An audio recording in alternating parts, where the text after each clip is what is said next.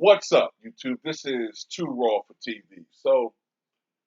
I don't know why Stephen A. Smith just won't admit at this point that he hates Kyrie Irving. He should just admit it. It's so obvious. There's something going on there when you listen to this guy rant and rave about Kyrie Irving. First, let me get on my let me put on my psychiatrist hat for a second. I strongly suspect that there's somebody in Stephen A. Smith's past that Kyrie reminds him of. Like somebody that he went to school with, maybe in high school or maybe in college, who was great at basketball, which escaped Stephen A. Smith. Somebody that might have been considered good looking, somebody that had a perfect hairline and a perfect fro that he could never quite pull off. Um, got girls, probably was financially well off, and was academically superior to him. And Stephen A. Smith harbored extreme jealousy, angriest envy toward this person. Because I've read some things about Stephen A. Smith, how he kind of struggled in school a little bit as far as with reading and writing, which is kind of unusual considering that he became a journalist. But then again, if you heard the stuff that a certain person whose name I don't use on my channel anymore said about him, he had a lot of people ghostwriting for him. So it could be true. But there's definitely something there. He cannot stand Kyrie Irving. He's always making references to, he thinks he's way up here. How many times are you going to say that shit? He thinks he's way up here. No, you must think he's way up there. You're the one that always talk about how he thinks he's so smart. When in reality, he makes you feel inadequate. Y'all had some type of conversation. You've had some interaction with him. And it scarred you. He made you feel inadequate. And you feel like you have to always shit on him or something. Anyway, I could be wrong, but that's what I feel about this guy. That's how that's the vibes he's giving off to me. I definitely know he can't stand him. And there's the hypocrisy. You know, the hypocrisy is when Kyrie Irving wasn't playing, he would say things like Kyrie Irving is being selfish. You know, he's being selfish. He's sitting at home. You know, he always wants time off. You know, when January 6th happened, he was so scarred that he requested time off. And now he's sitting at home, getting paid, collecting a check, doing nothing. And if he came back, I promise you, the Brooklyn Nets will be the best team and the championship favorites. No doubt about it. I don't care what team you talk about, the Warriors, the Phoenix Suns, it won't matter. The Bucks get them out of here. The Brooklyn Nets will be that special because this brother is box office. That's the truth. But it won't happen because he's sitting at home.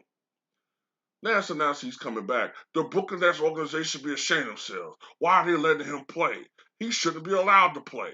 It makes no sense. He shouldn't be out there.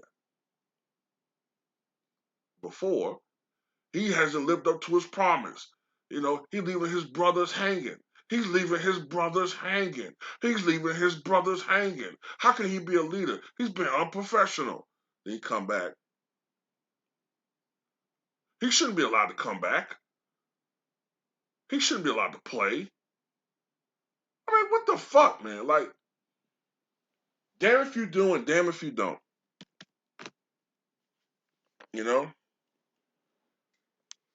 And I'm not going to talk too much about the elixir or the concoction, but I'm going to say this.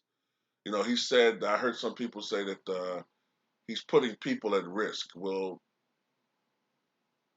wouldn't it be more that he's putting himself at risk? Because he's not protected, remember? Everybody else is protected, at least the ones that have been taking the elixir or the concoction They're protected because since you guys moved the goalpost and went from saying, hey, it's going to keep you from getting you know the uh the Shaolin curse, Shaolin curse. It'll keep you from getting that. And then you moved it to, well, most people will be protected. To, um, you won't get sick or not very sick. You keep moving the goalposts, which is what we've been saying anyway from the whole time. Stop saying it's a magical cure. But now they're saying that. But if that's still the case, and I agree with it, they're still going to be protected because they taking the elixir.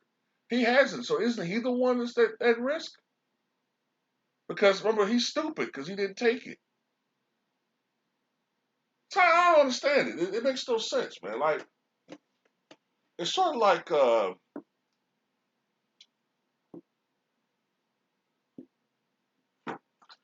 if I'm going into battle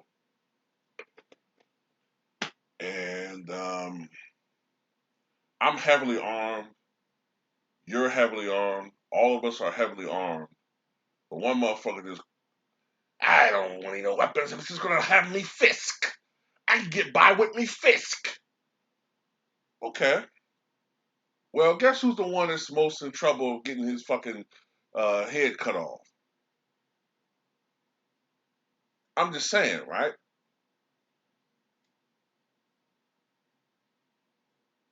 So I don't know. It is what it is, you know what I'm saying? I just wish that all of the players, I wish them the best. And I hope this thing's starting to slow down. I hope this outbreak starts to peak and then subside because we want to watch the best players play. There's still a lot of players that are injured that aren't on the NBA landscape right now. And last but not least, I really wish that Stephen A. Smith would show the same energy for everybody because Aaron Rodgers was worse because he lied. You can sit there and say, well, it doesn't matter because in his state, that's not the point. And stop shifting the argument, shape shifting the argument to something it's not. The argument is supposedly that Kyrie is putting people at risk, right? So at the same time, Aaron Rodgers is doing the same thing. Um, uh, Carson Wentz is doing the same thing, right? But why aren't they on his radar the same way? Why aren't other players on the same radar? If the argument is putting people at risk, why is Kyrie Irving getting so much heat when he's not the only one? When it comes down to, as I said before, he doesn't like him. And a lot of people in the media don't like him because he has pissed all over the media profession and is personal with them. Why don't they just be honest? That's all I'm saying. Just be honest and admit that you don't fucking like the guy.